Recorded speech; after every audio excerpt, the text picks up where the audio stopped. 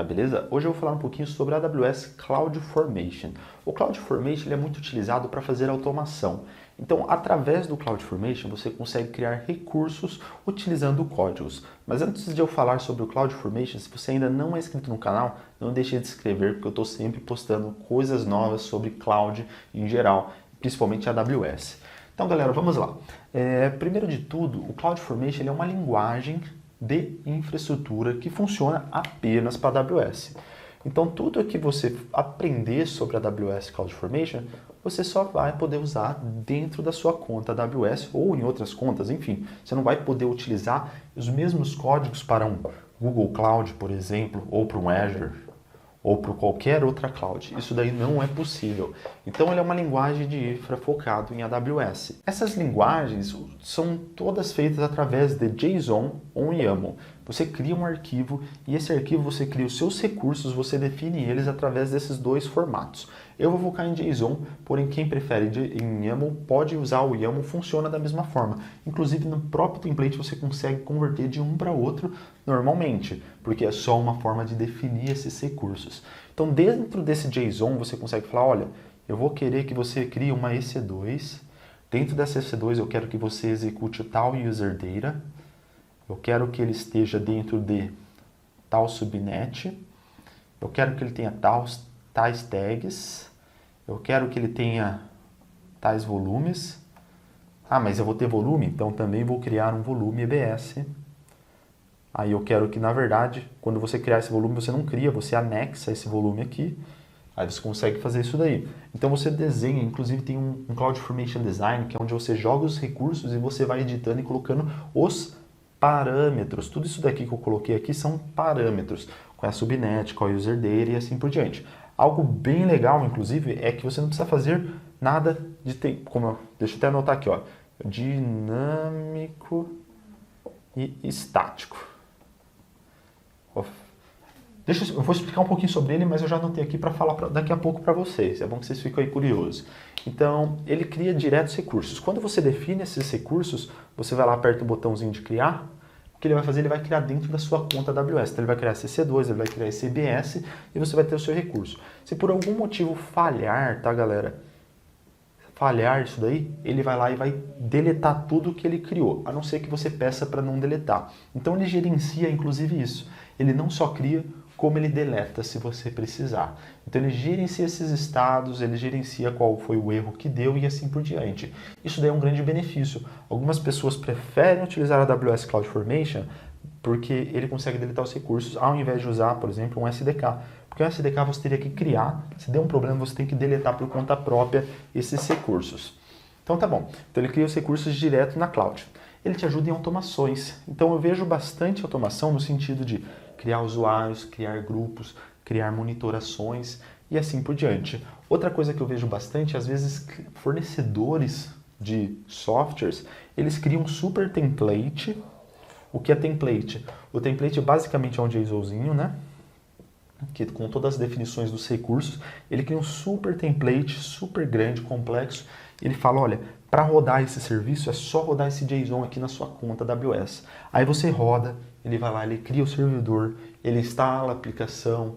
Como ele instala uma aplicação dentro do servidor? Através do user data, né? Então ele cria o user data, ele utiliza parâmetros, variáveis, ele faz algo bem complexo. Então você consegue rodar esse JSON dentro da sua conta AWS e você consegue ter um sistema que é vendido para algum fornecedor, rodando 100% na sua conta. Isso sempre funciona? Bom, geralmente funciona assim. Isso, claro, que vai depender da qualidade do template, porque o template ele não pode ser aquele template estático, engessado, que é o que eu vou falar já já. Ele tem que ser um template um pouco mais inteligente. Então, tá bom. Então ele, galera, ele gerencia os status, como eu falei, ele deleta, ele mostra qual que é o status dos recursos e assim por diante, e aí nós chegamos no template. Então, dentro do template, quando a gente cria um template, esses termos eu que inventei, eu nem li em lugar nenhum, mas normalmente você tem essa, né, eu considero assim, o dinâmico e o estático. O estático é aquele que não muda para nada. O dinâmico é aquele que você consegue trocar variáveis. E o que isso quer dizer? Vamos supor que nós temos um template para criar uma EC2. Então, isso aqui vai criar uma EC2. Faz de conta que é assim. Então, EC2, eu falo, ó, o tipo dela vai ser uma T2 micro. a tag name dela vai ser a X. Aí eu falo a subnet, vai ser Y. A senha da máquina vai ser W e assim por diante.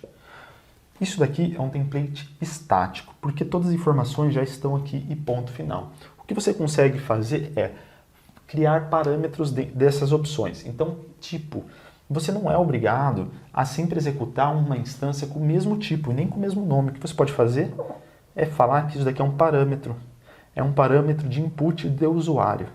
Então, ele é um parâmetro em branco. Isso quer dizer que quando você rodar esse template dentro da cloud, ele vai pedir duas informações. Ele vai criar um formulário. Então, ele vai falar qual que é o name e qual que é o type. Então você fala, mas eu não quero que seja um campo livre, né? Que o usuário pode escrever errado. Bom, você pode fazer aqueles combo box. Você só fala quais são as opções permitidas, que ele vai te mostrar todos os tipos que são permitidos. Então você consegue criar templates dinâmicos. Isso é algo que eu mostro bastante no AWS Cloud Ninja, porque às vezes você quer ter um template fixo para criar um usuário, ou criar um role, ou criar um servidor. E você não é obrigado sempre a usar a mesma coisa, né, pessoal? Então você consegue criar esse formulário, que é um CloudFormation, que é um template que você coloca dentro do CloudFormation, que ele te mostra as opções e você seleciona de acordo com a sua necessidade. Quando você executa, esse ato de executar, ele é uma execução, mas ele cria uma coisa dentro da sua conta lá no painel de CloudFormation, que é um stack. Esse stack é só uma execução dos recursos que você tem definido dentro do seu template. Existe também, galera, stack sets.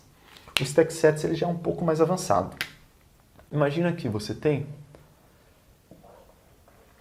3 contas AWS.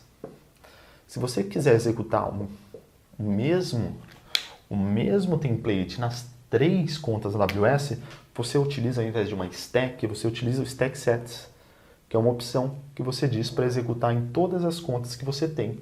Nossa, mas como eu faço esse stack set? Geralmente isso é feito com contas que você tem uma AWS Organization funcionando. Então se você não sabe que é AWS Organization, não deixe de procurar aqui no canal que eu já falei sobre isso.